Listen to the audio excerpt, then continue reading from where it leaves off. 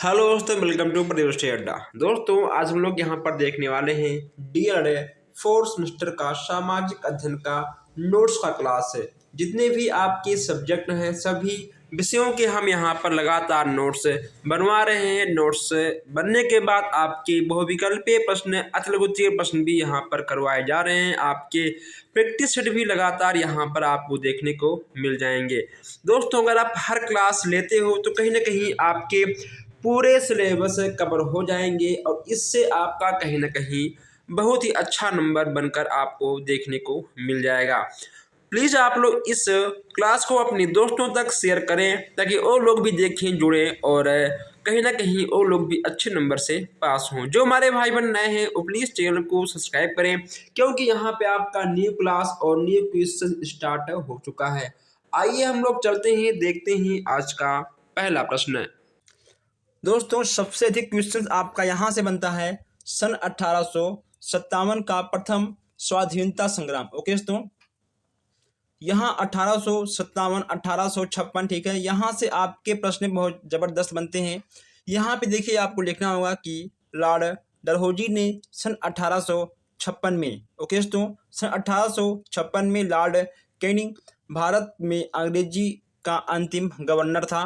पूछेगा आपसे कि भारत का अंतिम गवर्नर कौन था, तो आपको बस केवल उसमें इतना ही लिखना होगा, ठीक है। ये प्रश्न आपका 1 नंबर का बहुविकल्प में बन सकता है। नेक्स्ट यहाँ पे आपका है कि 1857 के आंदोलन का प्रमुख घटना क्या था, ठीक है। घटनाओं के बारे में पूछेगा आपसे, क्यों हुआ था, ठीक है, किसके मध्य हुआ था, हर एक एक चीज़ यहाँ पर आपसे पूछ लेगा।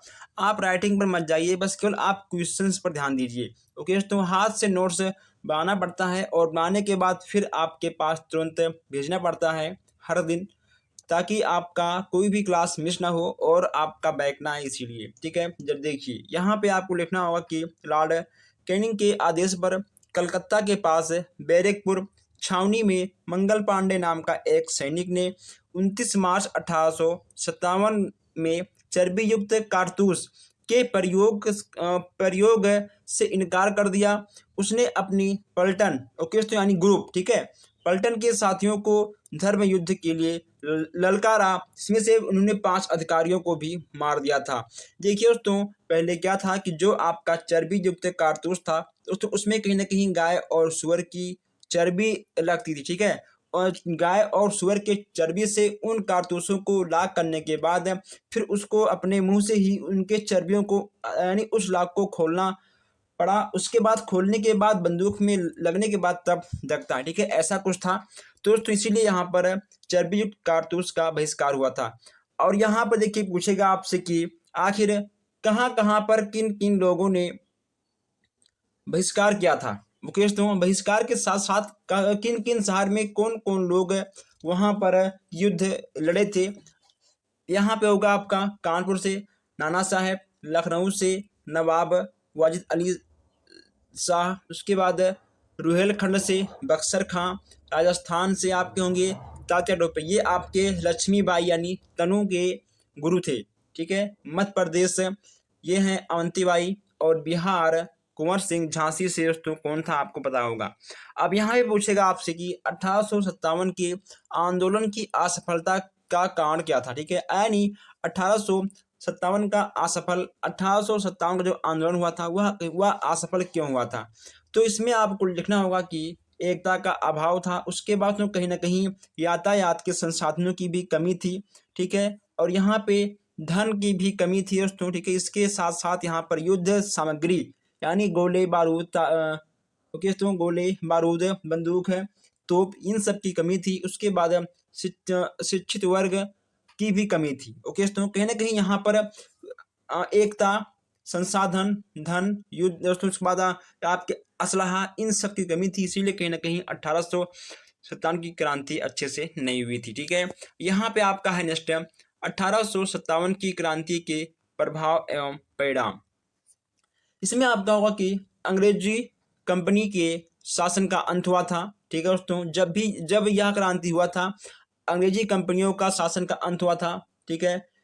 विक्टोरिया की घोषणा हुई थी, फूट डालो और शासन करो। सेना के संगठन में परिवर्तन भी हुआ था। जनता और सरकार के बीच दूरी में वृद्धि, ठीक है, जनता और सरकार के बीच में दूरियां बढ़ गई थी। नेक्स्ट यहाँ पे आपका है कि धार्मिक और समाज सुधार आंदोलन, ये पूछेगा आपसे कि धार्मिक और सुधार समाज आंदोलन में कौन कौन से आएंगे, ठीक है। पूछ लेगा आपसे कि ब्रह्म समाज के संस्थापक कौन थे, ठीक है। तो आपको लिखना होगा कि ब्रह्म समाज के संस्थापक 1828 के राजा 1828 में राजा राम मोहन राय, ठीक है, राम मोहन राय ने किया था। राम मोहन राय ने किस समाज का स्थापना किया था, ये भी क्वेश्चन यहाँ पे आपसे बन जाएगा, ठीक है। अगर पूछेगा आपसे ब्रह्म समाज की स्थापना के बारे में तो इन चीजों को आपको लिखना होगा, ठीक है। अंग्रेजी विद्यालयों, हिंदी कॉलेज, वेदांत कॉलेज की स्थापना की थी। इन्होंने 1829 में सती प्रथा रोकने का कानून भी बनाया था। इसके साथ साथ यहाँ पर 1856 में विधवा बच्चियों की दोबारा शादी की जा रही थी, ठीक है। ये आपके यहाँ पर 3 से 4 पॉइंट बेशक अच्छे मिल जाएंगे। नेक्स्ट आपका होगा प्रार्थना समाज। ओके दोस्तों, देखिए प्रार्थना समाज के संस्थापक कौन थे, आपके जाएंगे डॉक्टर आत्माराम, ठीक है दोस्तों, आत्माराम पांडुरंग, ये हो जाएंगे। एवं महादेव गोविंद, ठीक है दोस्तों, महादेव गोविंद इन्होंने कहाँ पे किया था, महाराष्ट्र में। ओके दोस्तों, ठीक है, इन चीजों को आपको नोट करना चाहिए। नेक्स्ट यहाँ पे आपका है आर्य समाज, ठीक है। आर्य समाज के संस्थापक कौन है, स्वामी दयानंद सरस्वती। हिंदू समाज और हिंदुओं के दोषों को दूर करने के लिए स्वामी दयानंद जी ने आर्य समाज की स्थापना की थी। कब की थी, 1875 में की थी, ठीक है। आप इसको भी लिखोगे कि स्वामी दयानंद दयानंद द्वारा लिखित ग्रंथ कौन सा है, सत्यार्थ प्रकाश। पूछेगा आपसे कि सत्यार्थ प्रकाश किसने लिखा था, आपको बताना होगा कि स्वामी दयानंद जी ने लिखा था। नेक्स्ट यहाँ पे आपका है रामकृष्ण मिशन, ठीक है। इसकी स्थापना 1896 में की गई थी। स्वामी विवेकानंद रामकृष्ण परमहंस के शिष्य थे। स्वामी विवेकानंद जी रामकृष्ण परमहंस के शिष्य भी थे। ये भी पूछेगा आपसे कि रामकृष्ण परमहंस के शिष्य कौन थे, स्वामी विवेकानंद जी के गुरु कौन थे, इन चीजों को आपको नोट करना चाहिए। नेक्स्ट यहाँ पे आपका है कि एनी बेसेंट ने सितंबर 1916 में मद्रास में all India home rule league की स्थापना की थी। होम रूल लीग की स्थापना किस सन में हुई थी, होम रूल लीग की स्थापना किसने की थी, होम रूल लीग की स्थापना कहाँ हुआ था, ठीक है। तो कब हुआ था, 1916 में। किसने किया था, एनी बेसेंट ने। कहाँ हुआ था, मद्रास में हुआ था, ठीक है। तो आपका एक प्रश्न में 3 प्रश्न बनकर निकल जाते हैं। जैसे यहाँ पे आपका है कि मुस्लिम सुधार आंदोलन, सर सैयद अहमद खां, इनको समाज सुधारकों के नाम से भी जाना जाता है। दोस्तों इन्होंने मुस्लिम का सम्मान और मुस्लिम को हक मिलाने के संबंध में इन्होंने मुस्लिम सुधार आंदोलन का शुरुआत भी किया था, ठीक है। चलिए दोस्तों, अब यहाँ पर है भारत के राष्ट्रीय आंदोलन। भारत के राष्ट्रीय आंदोलन, बंग भंग आंदोलन, उसके बाद बहिष्कार और स्वदेशी आंदोलन, ठीक है। रोलेट एक्ट आंदोलन 8 मार्च 1999 में लागू हुआ था। ओके, तो इसका विरोध महात्मा गांधी जी ने देशवासियों सत्याग्रह आंदोलन, ठीक है दोस्तों, इसका विरोध किसने किया था, इसका विरोध किए थे महात्मा गांधी जी ने। उसके बाद देशवासियों सत्याग्रह, ओके तो सत्याग्रह आंदोलन कब हुआ था, आपका हुआ था 1919 में, 1923 में। ये आपका सत्याग्रह से भी क्वेश्चंस पूछ जाएगा, ठीक है दोस्तों। महात्मा गांधी जी ने शुरू किया था सत्याग्रह, ये भी आप नोट कर लीजिएगा। जालियांवाला बाग हत्याकांड, 13 अप्रैल 1919 को जालियांवाला बाग हत्याकांड स्वर्ण मंदिर के पास अमृतसर, ओके दोस्तों, जो कि अमृतसर में है, स्वर्ण मंदिर के पास हुआ था। जनरल डायर ने गोलियां चलाई थी, तो उसमें कम से कम 150 सिपाही थे, यानी जनरल डायल के 150 सिपाही थे। उसमें से 50 अंग्रेज, तो उसमें से 100 आपके अंग्रेज थे और 50 में आपके हिंदू थे, ठीक है, यानी भारतीय थे। कुल मिलाकर 150 सैनिक थे। नेक्स्ट यहाँ पे आपका है चोरी चौरा कांड, 4 फरवरी सन 1922 को उत्तर प्रदेश के गोरखपुर जिले में चोरी चौरा कांड नामक स्थान पर हुआ था, ठीक है। नेक्स्ट यहाँ पे आपका है कि 1 जनवरी सन 1923 में इलाहाबाद में स्वराज्य दल की स्थापना हुई थी। किसकी स्थापना हुई थी, स्वराज्य दल की। कहाँ पे हुई थी, इलाहाबाद में हुई थी। कब हुई थी, 1923 में हुई थी, ठीक है। चलिए, दांडी यात्रा, गांधी जी ने इस आंदोलन का प्रारंभ 12 मार्च सन 1930 में किया था, जब उन्होंने 78, ठीक है दोस्तों, यानी 78 यात्रियों के साथ साबरमती आश्रम पर, ठीक है दोस्तों, 512 किलोमीटर की लंबी पैदल यात्रा की थी। डांडी पहुंचकर उन्होंने नमक कानून तोड़ा था। ये आपका very very most important question है। आप लोग वीडियो को शेयर करते हुए, लाइक करते हुए, सब्सक्राइब करते हुए चैनल को आगे बढ़ते रहिए। जैसे यहाँ पे आपका कि प्रथम गोलमेज सम्मेलन का आरंभ कहाँ हुआ था? लंदन में हुआ था। 26 सितंबर को गांधी जी और डॉक्टर भीमराव अंबेडकर जी के बीच पूना में समझौता हुआ, जिसे पूना एक्ट के नाम से जाना जाता है। पूना का समझौता किसके किसके मध्य हुआ था? डॉक्टर भीमराव अंबेडकर और महात्मा गांधी जी के बीच में हुआ था। ऐसे भी क्वेश्चन आपके बन जाएंगे। 30 सितंबर 1906 में ढाका के नामक आगा खां और दोस्तों ढाका के नवाब, ठीक है, आगा खां और नवाब मोहसिन ने मुस्लिम को अधिकार की रक्षा करने के लिए उन्होंने मुस्लिम लीग का गठन किया था। मुस्लिम लीग का गठन कब हुआ था? मुसलमानों को उनका अधिकार, उनका रक्षा करने के लिए मुस्लिम लीग का गठन किया गया था। कब किया गया था? 1906 में किया गया था। किसने किया था? नवाब आगा खान ने किया था, ठीक है। तो ऐसे क्वेश्चंस आपको यहाँ पर देखने को मिल जाएंगे। नेक्स्ट यहाँ पे आपका है जलवायु और मौसम में अंतर। मौसम की बात करें तो मौसम वायुमंडल की अल्पकालीन दशा को कहते हैं। मौसम बस केवल कुछ देर के लिए होता है। पानी बरसा तो ठीक है, पानी चली गई, अब धूप आ गया, तो ये सब आपके मौसम होते हैं। यह दोस्तों बहुत अल्प होता है। यहाँ पे आपका है कि मौसम का क्षेत्र सीमित रहता है। देखिए दोस्तों, आप जिस डिस्ट्रिक्ट में हो, आप अगर जिस शहर में हो, वहाँ का मौसम अलग होगा, जहाँ पे हम हैं वहाँ का मौसम अलग होगा। ओके, तो यानी उसका जो क्षेत्र होता है वह बहुत ही छोटा होता है। मौसम परिवर्तन कुछ घंटों के लिए भी होता है। मौसम मनुष्य के दैनिक जीवन पर भी प्रभाव डालता है। मान लो कहीं आप जा रहे हो, अगर बरसात हो रही है तो फिर आप नहीं जा पाओगे, ठीक है। नेक्स्ट यहाँ पे आपका है जलवायु। जलवायु वायुमंडल की दीर्घ औसत दशाओं का फल है। इसके बाद यहाँ पे जलवायु का क्षेत्र सीमित ना होकर यहाँ आपका होता है, ठीक है, विस्तृत। नेक्स्ट यहाँ पे आपका है कि जलवायु मानव के व्यवसाय पर भी प्रभाव डालता है। उसके बाद दोस्तों यहाँ पे आपका जलवायु में अल्पकालीन परिवर्तन नहीं होता है, इसमें दीर्घकालीन परिवर्तन होता है। अब यहाँ पर मानव के व्यवसाय पर अंतर कैसे डालता है? अगर तो मान लो आप गर्मी के मौसम में हो तो आप गर्मी के मौसम में ठंडा लस्सी पीते हो, कोल्ड ड्रिंक पीते हो, लेकिन ठंडी के मौसम में कोल्ड ड्रिंक वगैरह बहुत कम चलता है। तो कहीं ना कहीं यहाँ पर व्यवसाय पर प्रभाव पड़ जाता है। नेक्स्ट यहाँ पे आपका है जलवायु को प्रभावित करने वाले तत्व या कारक। भूरचना, मानसूनी पवने, वायु प्रचलन, समुद्री धाराएं, पानी की धाराएं और दिन रात का छोटा और बड़ा होना, ये सब कहीं ना कहीं जलवायु को प्रभावित करती हैं। भारत की जलवायु मानसूनी है। भारत में मुख्य रूप से 3 प्रकार की जलवायु होती हैं। भारत की जलवायु कैसी होती है? तो आपको लिखना होगा कि यह आपका मानसूनी होती है। जलवायु कितने दोस्तों पृथ्वी में कितने प्रकार की होती हैं? 3 होती हैं। कौन कौन सा होता है? ग्रीष्म दोस्तों, शीत, ठीक है, ग्रीष्म और वर्षा। ये आपको यहाँ पर 3 प्रकार से देखने को मिल जाएंगे। चलिए दोस्तों आगे बढ़ते हैं। जस्ट यहाँ पे आपका है कि भारत में प्राकृतिक प्रदेश, उत्तरी पर्वतीय प्रदेश, उत्तर का विशाल मैदान, प्रायद्वीपीय पठार और तटीय क्षेत्र और द्वीप समूह, ये आपके 5 यहाँ पर देखने को मिल जाएंगे। और एक क्वेश्चन पूछ लेगा आपसे कि बांगर भूमि एवं खादर भूमि में अंतर, इन दोनों में क्या अंतर है?